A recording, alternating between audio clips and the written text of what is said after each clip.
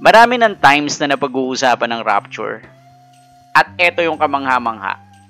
Ito isang pahayag mula sa walang iba kundi sa isang bilyonaryo. Ito si Elon Musk.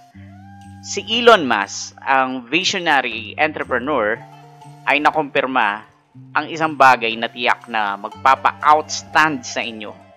Kaya't samahan nyo ako habang sumisid tayo sa nakaka-intrigang video na to upang tuklasin kung ano yung sinasabi niya tungkol sa rapture at kung bakit ito ay mangyayari sa napakalapit na hinaharap. Ang rapture ay isang paniniwala ng mga Kristiyano tungkol sa kung ano ang mangyayari sa katapusan ng panahon. Ayon sa belief na ito, ang mga buhay at pumanaw na mga mananampalataya ay pinaniniwala ang pupunta sa langit upang makatagpo si Hesukristo. Kapag bumalik siya, ito'y tinatawag na second coming o Parousia. Ang ideya ng rapture ay tungkol sa pag-asa na si Jesus ay babalik para iligtas ang lahat ng mga miyembro ng church. Nakakatuwa kasi ang salitang rapture na wala naman sa New Testament. Sa halip sa kanyang mga unang sulat sa mga taga-Thessalonica, ang sabi ni Apostle Paul na pababa ang Lord mula sa langit at mga awit ng trompeta. Tapos, ang mga patay na nananampalataya ay babangon. At pagkatapos nito, ang buhay na mananampalataya ay kukunin din. Sinasabi rin ito sa Book of Revelation.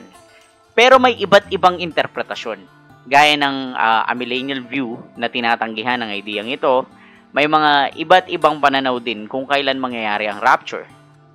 Ang ibang tao ay naniniwalang mangyayari ito bago ang panahon ng tribulation sa mundo, na binanggit sa Daniel chapter 12 verse 1 at sa Matthew chapter 24 verse 21.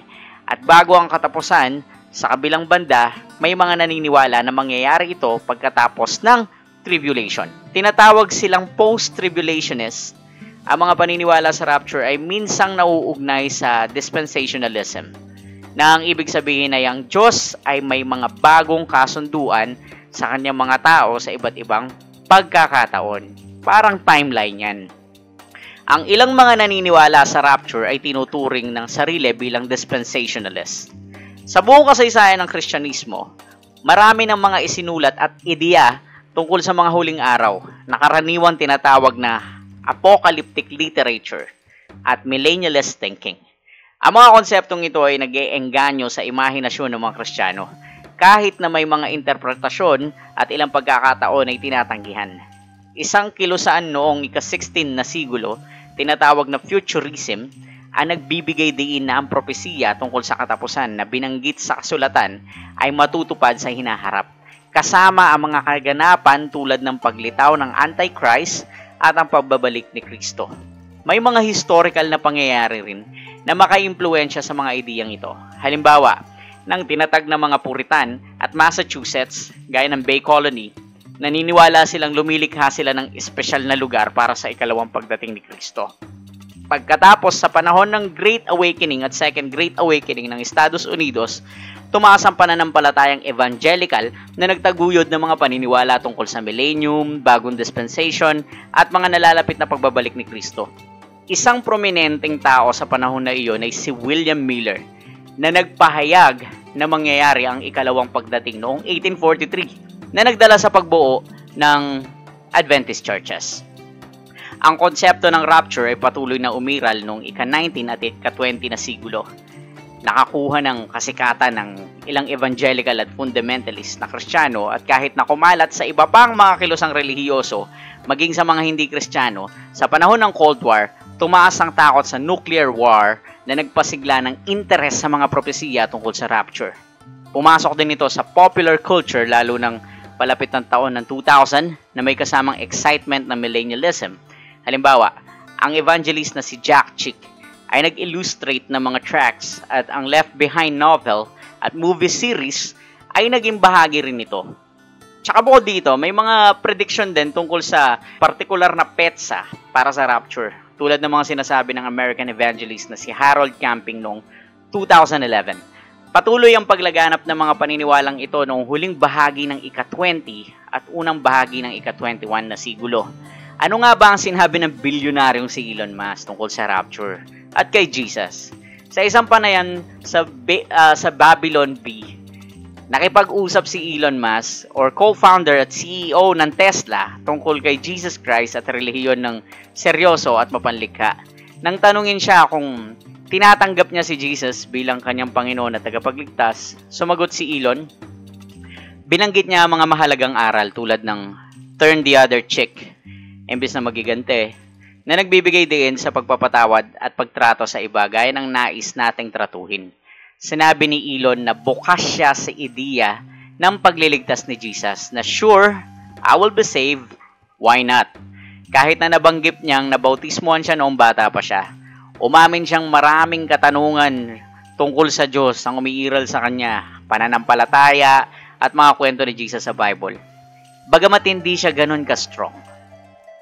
Ang plano ng Diyos ay ayusin ang mga nasira dahil sa mga aksyon ni Adam at ibalik ang tamang kaayusan at paglikha sa pamamagitan ng sangkatauhan sa konektado sa Kanya. Ang muling pagkabuhay ng mga mananampalataya ay bahagi ng isang proseso at ito ang restoration na nabanggit sa Romans chapter 8 verse 18 to 23. Ang rapture ay may papel sa prosesong ito ng restoration. Pero, bago ang pagbabalik ni Kristo at ang pagtatayo ng Kanyang kaharian, sinasabi sa kasulatan na ibubuhos ng Diyos ang Kanyang galit sa mga tumutol sa Kanyang paghahari. Pangako ng church na sila ay mapoprotektahan mula sa galit na ito. At ang rapture ay ang paraan para dito sa bagay na ito. Ngayon, narito na ang malalaking tanong. Kailan ba mangyayari ang rapture? Ang timing ng rapture kaugnay ng tribulation ay isang usaping mainit na pinag-uusapan ng mga Kristiyano.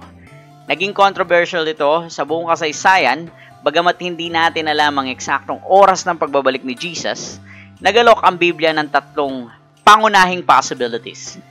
Ang unang pananaw ay ang pre-tribulation na minumungkahi na mangyayari ang rapture bago magsimula ang 7 taon at panahon ng tribulation. Maraming Kristiyano ang may ganitong paniniwala kasi nangangahulugang ito na hindi nila kailangan pagdaanan ng mga pagsubok at paghihirap sa panahong iyon. Ang mga unang Kristiyano ay sabik na naghihintay at pagbabalik ni Jesus. Naniniwala na maaari itong mangyari anumang oras. Mahalaga ring maunawaan na walang particular or na prophetikong pangyayari na dapat mangyari bago ang rapture. Maaari itong mangyari sa anumang sandali. Pwede ngayon. Sa mid-tribulation view, minumungkahi ng mga scholar na ang rapture ay mangyayari 3.5 taon pagkatapos ng isang peace treaty na maggagarantiya sa kaligtasan ng Israel. Ang unang 3.5 taon ng tribulation ay magiging medyo payapa para sa mga mananampalataya. Ayon sa pananaw na ito, ang rapture ang unang mangyayari. Susundan ng pagbuwag ng peace treaty na magre-resulta ng pagbuhos ng galit ng Diyos sa pamamagitan ng seals, trumpet at bowls. Parehong sinusuportahan ng kasulatan ng pre-tribulation at mid-tribulation ng viewpoints. Kaya naman maaari silang ituring na plausible interpretations. Ang mahalaga ay maging mapagmasid at handa para sa pagbabalik ni Jesus kahit ano pa man ang timing ng rapture. Ngayon, pag-usapan natin ang huling ikatlong posisyon. Ang ikatlong pananaw sa timing ng rapture ay tinatawag na post-tribulation. Ayon sa pananaw na ito, ang rapture ay mangyayari kasabay ng ikalawang pagdating ni Jesus, pero hindi natin paniniwalaan na malamang mangyari ito dahil sa makabuluhang pagkakaiba sa pagitan ng rapture at ikalawang pagdating.